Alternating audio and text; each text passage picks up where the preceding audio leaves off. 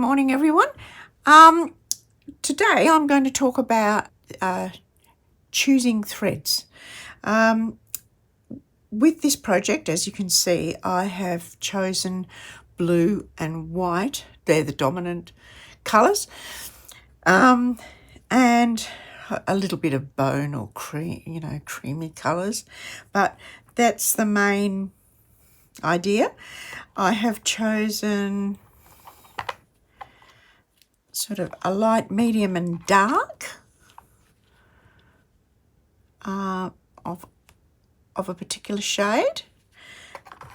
And then I've also chosen threads that are thicker and thinner. So this, for instance, is a pearl 5. And these are pearl 8. So I've got thick and thin there. I've also got some of this stuff which I might couch down. It's quite thick, as you can see. And the other thing I have thought about is thread sheen. So this, for instance, is some silk. And setting it against the cotton of the cotton pearl will set up a contrast.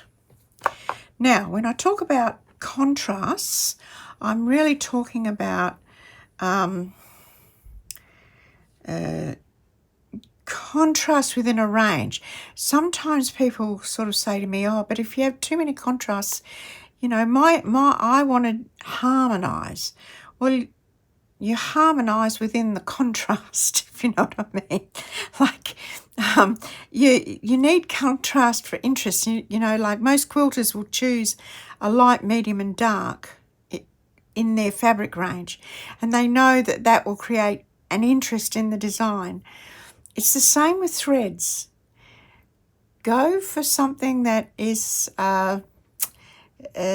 has contrast. It doesn't have to be radical, but just so that there's a difference and it creates a visual interest in your work. That would be my main tip. The other main tip is to actually look at what's going on with your fabric. Now, with this piece, I'm going to just bring it up to the camera a bit. See how that piece of fabric has little tiny dots of red in it? Well, I am echoing that red with some French knots just here.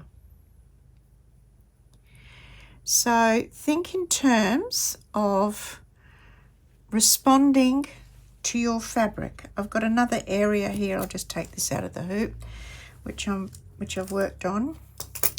Now we've got this dotty area, this dotty fabric, not dotty fabric, but this fabric. And what I've done over here is just put French knots. Now these are quite textured, as you can see, because they've been worked in pearl 5. So they're quite textured. This is a bag. It's going to need to take somewhere. And then there is this here, which I've just put up now. I've stitched this area here, and then I've just added a little bit of the red. That's a floss, single strand floss. It's just straight stitches, and I'm thinking of doing this there. I'm not sure yet. I'm still thinking about that. And this is what you'll see happening with my work a lot. I'll leave some things and I will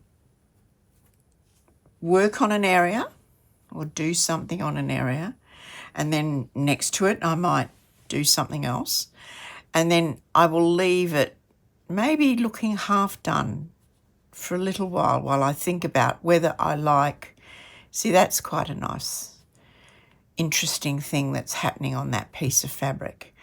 Now, I might leave that for a couple of weeks while I'm stitching other areas of it, while I think about whether that's what I want to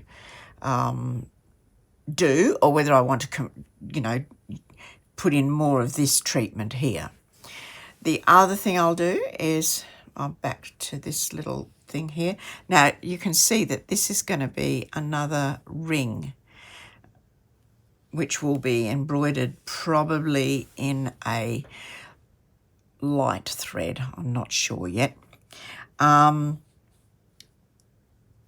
And I will just, so rather than do the French knots over this whole piece of fabric, I will just within that ring area do it so that there's a contrast between this and this. And it's the stitches that have caused the contrast. So that's my main tip for the week. Now, next week, I'm not going to get a lot of stitching done because it's a very busy week for me. So I might be just sharing something else with you guys. What I'm going to do in future is either answer questions in the comments or answer questions at the end of the following video, because that means I can just tack on the questions as in the editing, I can just add it on. Or if it's a question that needs a separate video, I'll do that. Next week, of course, I have got, if you're watching this sort of in almost, week by week as I produce them, I've got the embroidery extravaganza I'm teaching there. Now, it's quite an amazing event. There's 8 instructors, and you sort of have this, you just gorge for 8 hours on all stuff embroidery, and you walk away with all sorts of ideas and inspiration and all the rest of it.